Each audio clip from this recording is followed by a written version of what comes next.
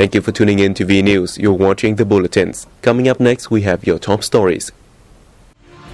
National Assembly Chairman Nguyễn Sinh Hùng works on a tight schedule in Boston. More than 22 million Vietnamese students officially start new school year. Cuisine turns Vietnam's cultural emissary in Czech Republic.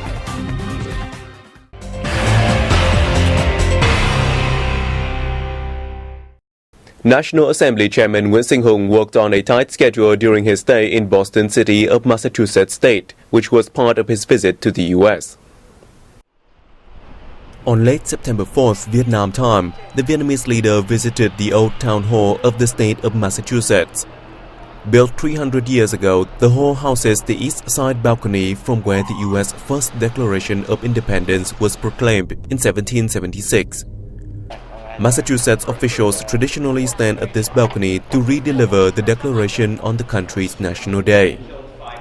Researchers of the town hall said it was possible that during his stay in Boston in the early 20th century, the late Vietnamese President Ho Chi Minh heard the local authorities read the Declaration, which was likely significant to his national salvation journey. Visiting the John Adams Courthouse, which accommodates the Massachusetts Supreme Judicial Court and the Massachusetts Appeals Court, Chairman Nguyễn Sinh Hùng exchanged views on the procedural and legal process along with the judicial system of the state with the local chief justices.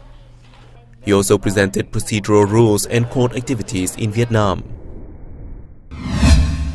On the morning of September 5th Vietnam time, the legislator visited the Omni Parker House Hotel, where the late Vietnamese President Ho Chi Minh worked as a baker from 1911 to 1913 during his journey to seek a way for national liberation. A number of mementos in the kitchen Ho Chi Minh used to work at are still kept by the hotel. Chairman Hùng thanked the hotel managers for carefully preserving the items, which he said are part of the foundation of the Vietnam-US Comprehensive Partnership at present. At his meeting with Vietnamese expatriates and American experts, he expressed his hope that the Vietnamese community in Boston, including young people, will continue dedicating to the development of the homeland as well as the two countries' friendship. He asked overseas Vietnamese intellectuals to follow Ho Chi Minh's example, bring into play their patriotism and enthusiasm for study and social activities while upholding and popularizing Vietnam's traditional cultural identities.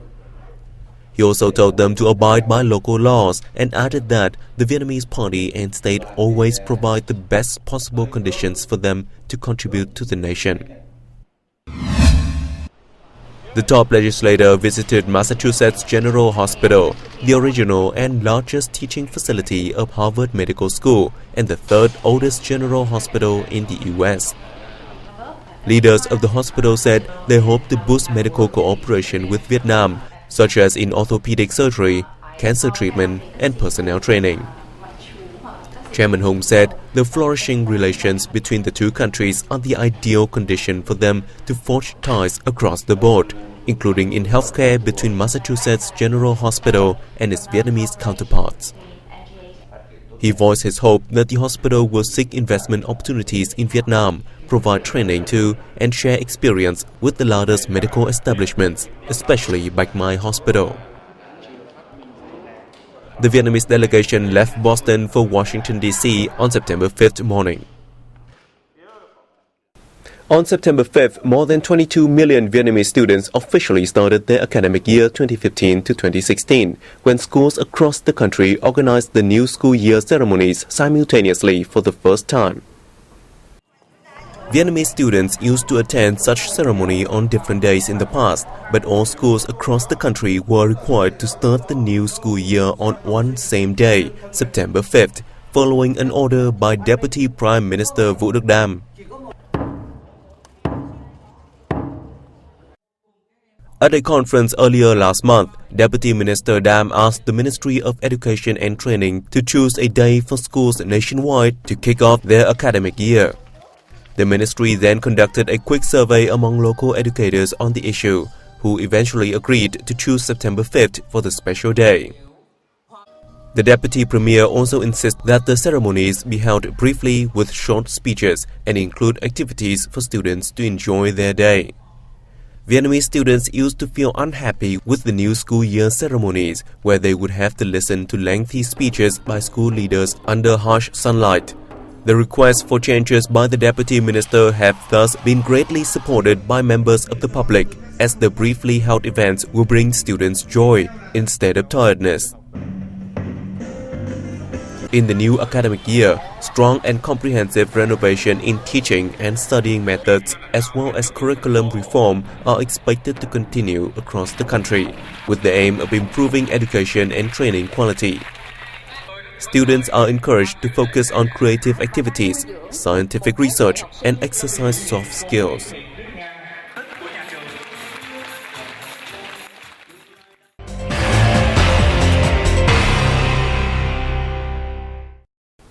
Hanoi's Department of Agriculture and Rural Development said procedures are being processed for the export of Hanoi's first late ripening longan bunch to the U.S. More details coming up next. About 1,880 of the 15,161 hectares of fruit trees in Hanoi are under longan trees. Late ripening longan varieties cover 500 hectares of land and 200 hectares in Quoc Ngoai and Hoài Đức districts of Hanoi. 90 hectares of late ripening longan trees have been recognized as meeting standards of the Vietnamese Good Agricultural Practices, the department said. By late April, the U.S. Department of Agriculture granted regional codes for the 18.7 hectare qualified areas managed by the Hoài Đức Association of Late Ripening Longan Producers. The Hanoi department said favorable conditions are now in place for the local fruit to be shipped to many foreign markets in the coming time.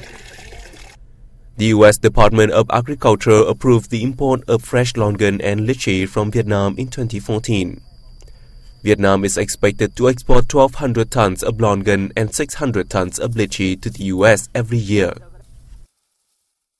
The central province of Thừa Thiên Huế will spend $15.8 million on initiatives related to flood management in the Huong River Valley. Accordingly, Thừa Thiên Huế province will focus on projects to build and upgrade infrastructure systems in rural areas and irrigation facilities such as embankments and water pump stations while threatening the riverbank. Centers serving rescue efforts, shelters for ships, and fishing ports in the river will be also constructed. Local authorities have so far earmarked $2.9 million for resettling households living in areas along the river. Recently, Thừa Thiên Huế province has also planned to turn the Huong River into a main area in the city's Huế development plan, aiming to preserve the only landscape and heritage city in Vietnam. The Korea International Cooperation Agency has provided $6 million for the project towards establishing a plan suitable to the development of Huế as a cultural tourism city. The Electricity of Vietnam pledged to supply sufficient electricity in September, including using oil-fueled thermal power plants, while the Nam Con Sơn gas supply system is suspended from September 12 to 15.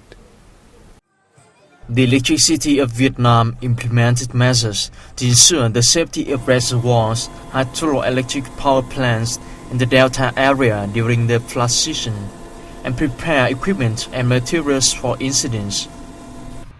From the beginning of this year to the end of August, the group produced and purchased a total of 105.15 billion kilowatt-hours, up 11.78% from last year. Consumed commercial electricity in the period reached 93.8 billion kilowatt-hours, up 11.54% against the same period. The company urged its units to overcome difficulties caused by flooding and storms at a number of its hydroelectric plants and asked for sufficient coal supply for thermal power plants. The national flag carrier Vietnam Airlines has been named among the top 10 most improved airlines by the UK-based airline review organisation Skytrax. Our reporters with more details. The ranking is part of the Skytrax One Airline Awards, based on the result of a survey conducted from September 2014 to May 2015. The survey draw the participation of 18.89 million passengers around the globe.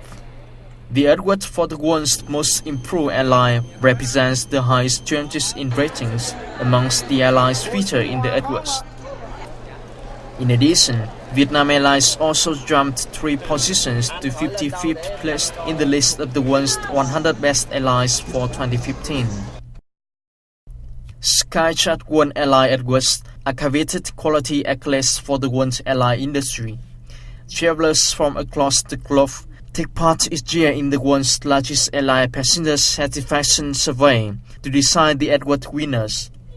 The World Airline Awards are global benchmark of airline excellence and widely known as the Passenger's Choice Awards.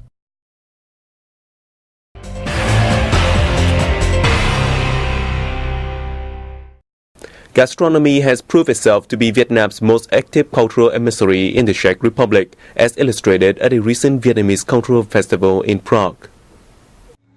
The festival, entitled Borderless Friendship, was held at the shopping and social center Arkady Prague. It attracted 30 organizations, companies and restaurants, most of which were joint ventures or owned by Vietnamese expatriates.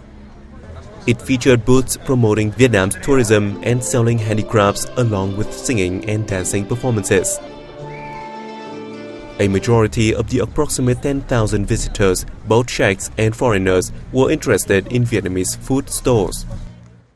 I visit the festival as I like Vietnamese food. I have just tasted Vietnamese traditional noodle, pho and shrimp tempura. Cooks from some restaurants also performed the art of cooking Vietnamese dishes at the event, further stirring guest attention. Despite the geographical distance between Vietnam and the Czech Republic, they are still connected thanks to the cultural emissaries, including gastronomy, which are the shortest way to understand each other. Vietnam's tourism promotion activities in foreign countries have been conducted regularly for more than 10 years, but its results are still far below expectations. The Italy-based Vietnam House is an example of poor international tourism promotion. Built at a cost of some $3 million, the house is part of the Milan exposition held every 5 years.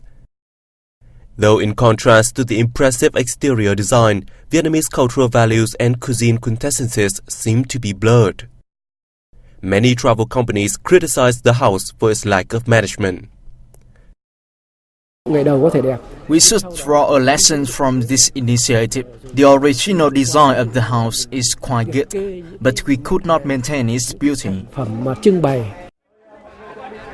Statistics from the Vietnam Administration of Tourism have shown that foreign tourists to Vietnam numbered nearly 4.4 million in the first 7 months of 2015, down 9.4% against the same period last year.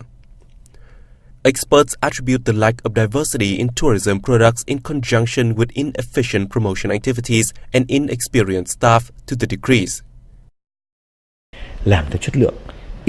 We need to focus on quality rather than quantity. It is wasteful. We have participated in so many events, but the efficiency is low. We have been involved in too many promotion activities without undertaking a national scenario. The slogan also changes all the time. Tourism agencies point to insufficient budgets as a major reason for the sector's poor performance. However, unplanned promotion activities themselves have made the existing budget for the industry inefficient. We have carried out tourism promotion activities since 2000, with about $2 million spent each year. Money is not the point. What matters is doing so more professionally. In the context of common economic difficulties, it's time for the non-smoke industry to take drastic measures to tackle weaknesses and shortcomings in conducting promotion activities and popularizing the country's images to the world. And that was the end of our news bulletin. Thank you for your attention. For more information, you can log on to our website at www.vietnamplus.vn. We'll see you soon.